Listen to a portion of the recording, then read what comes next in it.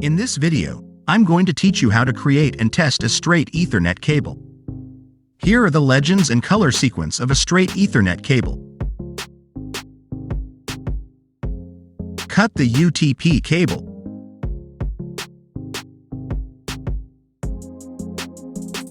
Cut the outer cover by rotating the wire.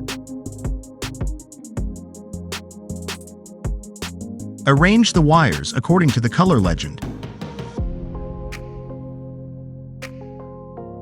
Position the wires. Cut the wires. Insert the wires to the RJ45 connector. Lock the RJ45 connector using the crimping tools. Repeat this in the other end of the UTP cable. Plug it to the Ethernet cable tester.